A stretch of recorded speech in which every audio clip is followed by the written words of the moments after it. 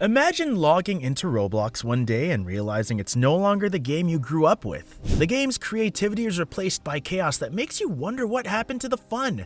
This is the wild story of how the Roblox community kept digging itself deeper with every new obsession. The green bean trend started as a silly rivalry between two Roblox games, Grow a Garden and Steal a Brainrot. Players from both sides began using the same bright green bean-shaped avatar to show which team they supported. At first it was funny and creative. Everybody wanted to join and show off their green bean pride. But soon it got out of hand. Everywhere you went on Roblox, you'd see the same green avatars, servers were packed with identical players, and the trend started to lose its charm. People joined the trend just to fit in, not because they actually liked it. Over time, the green bean look turned into something players rolled their eyes at. It went from a cool way to support your favorite game to one of the most overused and hated trends in Roblox. What began as a small rivalry ended up killing individuality and turned the platform into a sea of green clones.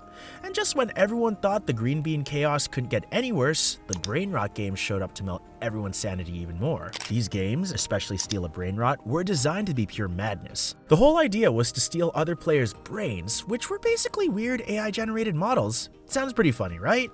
Well, until someone steals your brain. Then it's just pain and rage. People would lose their progress in seconds, leading to screaming matches, emotional breakdowns, and viral meltdowns on TikTok and YouTube. The chaos didn't stop there. Many of these games were built to frustrate players on purpose with unfair mechanics and even pay-to-win features. You could literally buy your way to victory, which made the community even angrier. Despite being super popular, Brainrot games became infamous for their toxic energy. They were chaotic, stressful, and all about watching others lose their minds. So, while players escaped the green bean trend, they ended up in a whole new kind of madness. And trust me, the next trend wasn't any cleaner. Let's talk about retro slop.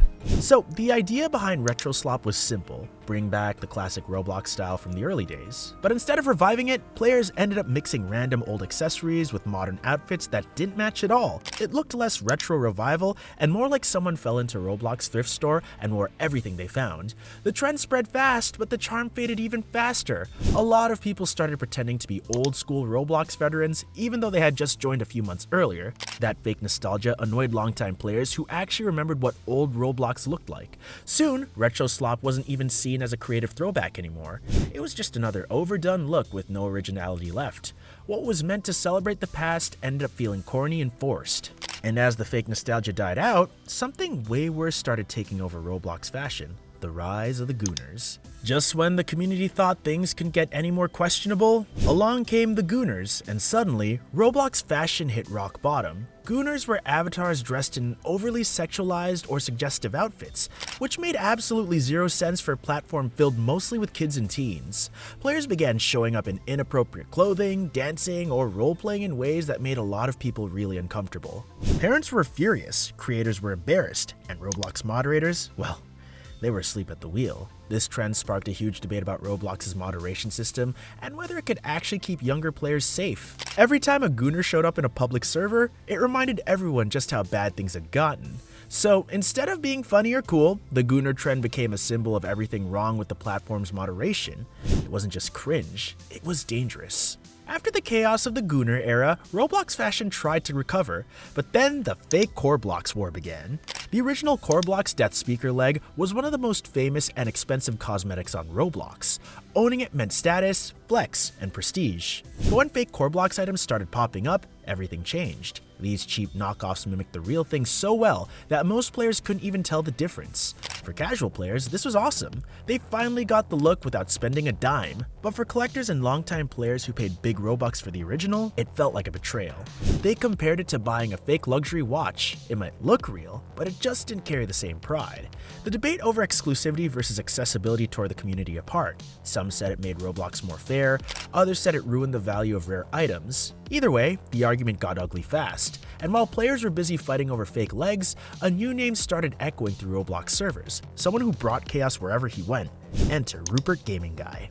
Rupert wasn't your average troll. He was loud, unpredictable, and completely unhinged. Using soundboards, he'd blast ear-piercing noises and random memes through Roblox voice chat, turning every game he joined into total madness. At first, people laughed. It felt like harmless trolling, but it didn't take long for things to cross the line. Soon, Rupert started spamming racial slurs and offensive sounds, especially the N-word, just to shock people. Streamers had to mute or cut their audio mid-game to avoid getting banned on their own platforms.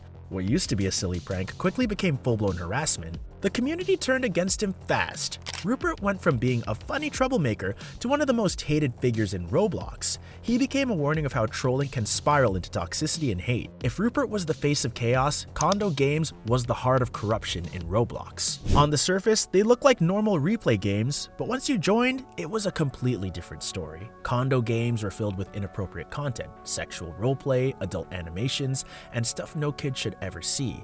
The worst part was that they were shockingly easy to access. Weak age filters meant even younger players could stumble into them without realizing what they were getting into. These games became a breeding ground for predators and exploiters, and every time Roblox tried to shut one down, a dozen more popped up under new names. It was like playing whack-a-mole, but with something way more disturbing. Parents and content creators called out Roblox for failing to protect its audience, and for many, this became the biggest stain on the platform's reputation. Condo Games were dangerous. They showed the darkest side of user-generated content and the real risks of poor moderation. But even after all of that, Roblox still had one last hate trend waiting to haunt the servers. After the chaos of Condo Games, Roblox players hoped things would finally calm down, but instead, a new wave hit the platform: Slenders. Slenders were tall, skinny avatars inspired by the creepy legend Slender Man. They dressed in dark emo-style outfits, usually black clothing, chains, and spiky hair. At first, it was just a cool fashion choice that stood out from the usual bright Roblox styles, but the look quickly got tied to bad behavior. Many Slenders became known for online dating, toxic attitudes, and bullying other players. Soon, the community started seeing the Slender look as a red flag. Even if someone wasn't being toxic, the outfit alone made people suspicious. What started as a harmless aesthetic turned into a stereotype everyone wanted to avoid. The Slender trend became one of the most hated on Roblox, not just because of how it looked, but because of what it represented: drama, dating, and negativity. And that wraps up Roblox's wildest, most controversial trends. Just when Roblox players thought they'd seen every kind of chaos, the Sigma trend stormed in straight from TikTok. Suddenly, every server was filled with players acting like emotionless alpha males, blasting Andrew Tate audio, and walking in slow motion with that exaggerated cool guy swagger. At first, it was funny. People mocked the whole Sigma mindset by overdoing it. But soon, the joke turned serious. Players started using the trend to act superior, trash talk others, and push toxic behavior as if it were confidence. Games that used to be chill were now filled with wannabe Sigmas flexing imaginary dominance. What started as a meme about self-control and confidence ended up promoting arrogance and drama. The Sigma trend became yet another example of Roblox players taking a harmless joke way too far and ruining it for everybody else. So before you hop onto the next big trend, ask yourself, are you joining because it's fun? Or just because everybody else is doing it? Think about what kind of community you're helping build. Be original, be kind, and most importantly, don't be the next hated Roblox trend. If you enjoyed this video so far, make sure to drop a like and subscribe. It helps out a ton and keeps you updated on more crazy Roblox stories like this one.